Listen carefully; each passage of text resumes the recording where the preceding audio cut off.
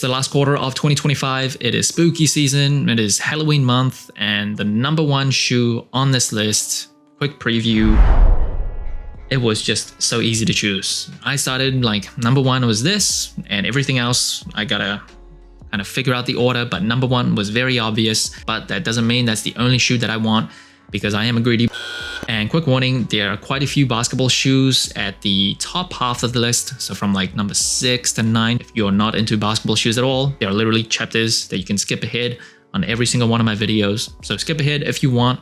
And another disclaimer, the release dates for the sneaker industry are just bogus. They're fluid, they change all the time. There are shoes that are gonna drop in October that I'm not aware of, that they haven't been announced. There are shoes that are supposed to drop in October. They're gonna get pushed back later in the year, or maybe even next year.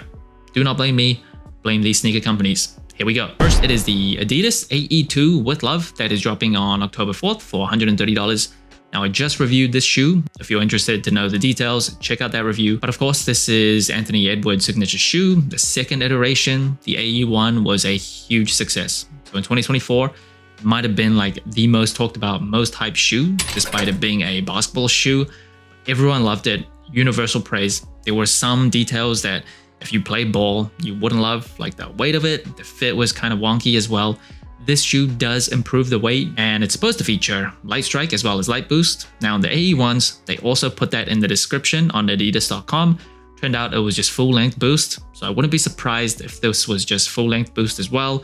It does feel that way. It almost felt exactly the same underfoot as the AE1, but it does get rid of that honeycomb pattern that was very special to the AE1 with this textile material on the outside, which I don't love. But I will say aesthetically, please get this shoe in hand and see it up close before you judge, because in images, I didn't really love them. I thought it was kind of ugly, looked really cheap, but in hand, it definitely does look better. And this colorway specifically, just like the AE1 debut colorway, it is a tribute to Georgia. That is where Anthony Edwards is from. And of course, that is the peach state.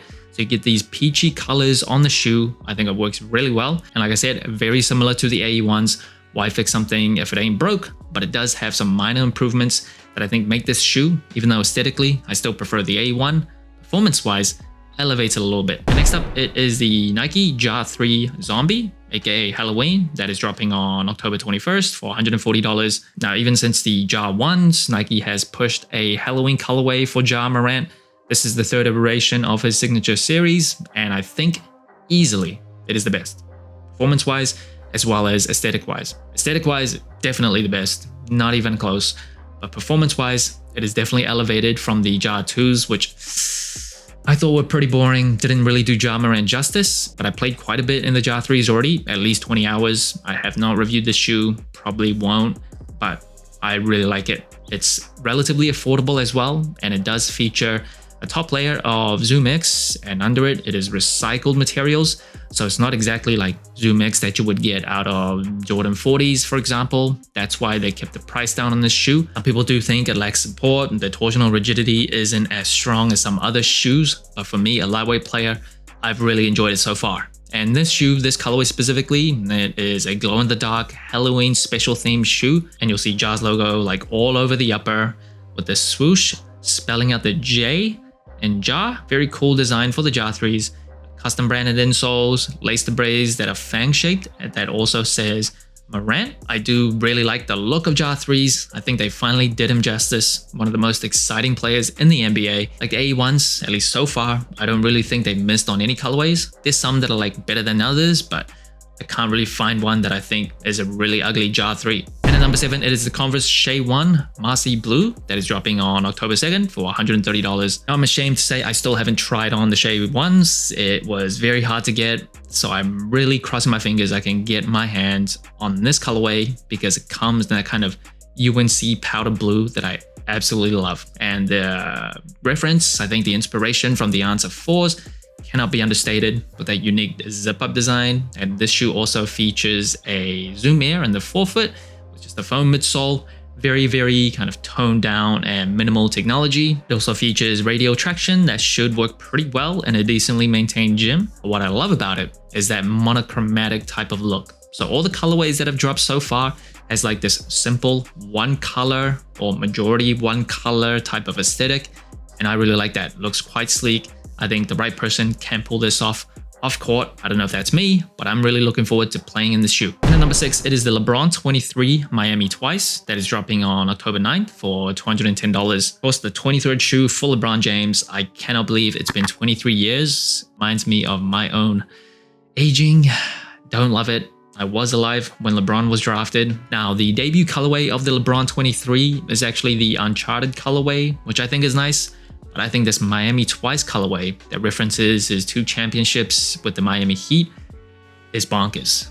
This is so nice. The Miami theme and colors of Miami is very easy to make aesthetically pleasing.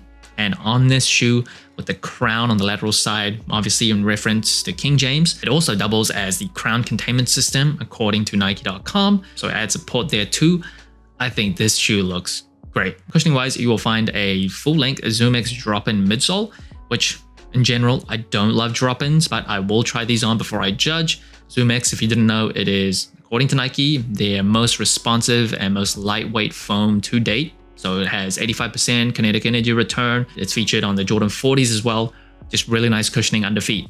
It also features a carbon fiber shank that will add to kinetic energy return as well as support and rigidity for the shoe. And there's a whole bunch of other colorways that's been announced. So you have the debut one, the Uncharted colorway, chosen one, and the one who chose. And that is paying tribute to LeBron and Bronny James. And if you missed out on LeBron with the Miami Heat, his prime has lasted for a long time. So I hesitate to say that was his prime, but young LeBron, like young Cavaliers LeBron, just the way he flew and ran down the court was insane. But when he got to Miami, he still had that similar athleticism, but he also really drastically improved his post-up game. He was more confident. He was a beast in Miami. And at number 5, it is the Kobe 9 Elite Low Protro Moonwalker that is dropping on October 30th for $220. Now, I've actually already reviewed this shoe and it was supposed to drop last month. It got pushed back. Some retailers did still drop it.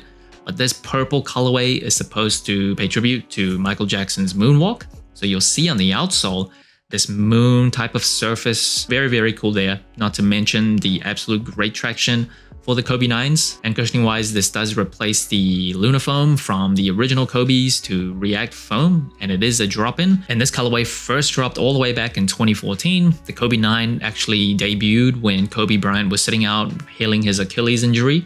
So his Lakers teammates at the time, like Nick Young, would actually wear it on court for the first time.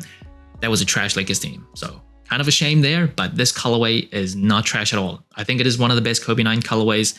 I've reviewed quite a few. They've been bringing them back in the past year or two. A lot of Kobe 9s that we've seen. This is one of the better ones. And if you want to know more, again, performance-wise, design-wise, all the details, go check out my review. A quick 5 seconds of your time. I review way too many shoes on this channel. Too many that I cannot keep in my rotation. So I decided for the shoes that I won't keep, which is a very hard decision. The shoes that I won't keep, I'm gonna put it up on inclinedapparel.com. Every shoe will always be under the retail price. So Jordan 1s, no matter the exclusivity, the hype, the popularity, it retails for $185. If I put it up there, it will always be at least 15% off $185. I'll never charge over retail for anything, and I always only have one size available. Usually I'm a size 9.5 US or size 10, depending on the shoe. Only one will be available, but if you're the same size, if you're interested, if you don't want to pay over retail, you can go there. 5% of all sales on that site will go to charity. So instead of selling these shoes on the secondary market, I thought, why not discount it off retail, sell it to one of you, a slice of it goes to charity. I hope everyone wins. And at number 4, it is the Foamposite 1 Carbon Fiber that is dropping on October 10th for $240. Now, I would not be surprised if this colorway got pushed back. I haven't seen too much news or like it's not up on sneakers. So wouldn't be surprised if it's like end of the month or next month. But right now, October 10th, and this is very similar to that Flightposite colorway, but it has this distinct carbon fiber aesthetic all over. Carbon fiber, obviously featured on the original Foamposites. So they decided to take that and just shove it onto the upper.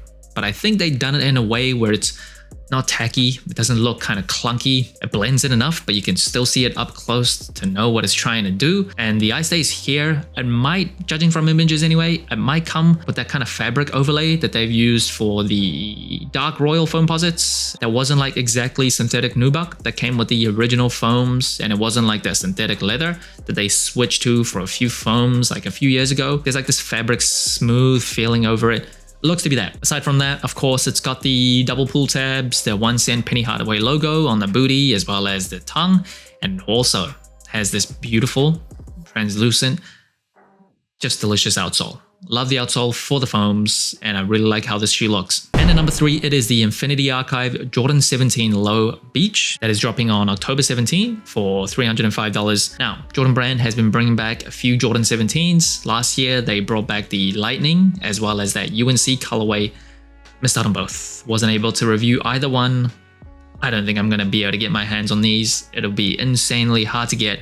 But this shoe pays tribute to OG colorways as well as the PE that Mike Bibby, then from the Sacramento Kings, he was a Jordan Brand athlete and he would rock the Jordan 17s on court. So you will see this beige kind of color on the upper as well as IA on the right booty. That obviously stands for Infinity Archive with custom insoles as well as this custom tag that is on the booty sleeve, and that chrome heel has this iridescent aesthetic.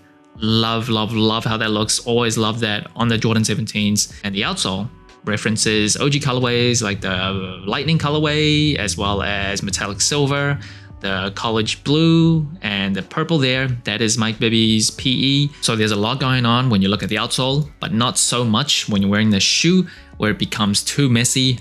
I love how this shoe looks. And apparently there are a few other like friends and family pairs that are not going to come out to the public, and I don't want to be greedy because this is enough. This is a delicious Jordan 17. And at number 2, it is the Mamba Air Force 1 Low Court Purple that is dropping on October 1st for $120. I believe this was supposed to drop earlier this year and might have dropped like overseas in Europe or something. I vividly remember this dropping, but maybe I'm wrong. But it's dropping here in the US at select retailers, I believe, on October 1st. And the Air Force 1 is a timeless classic silhouette. It can't be beat. It just cannot be beat. It is gonna last forever. When humans die out, the Air Force 1 will still stand the test of time. It is delicious. And this purple colorway, of course, referencing the Lakers purple, and it also has Mamba scales all over the upper. And you'll see the lace debris says Mamba Forever. And on the booty, it has number 8 and 24, referencing Kobe Bryant's numbers that he wore with the Lakers.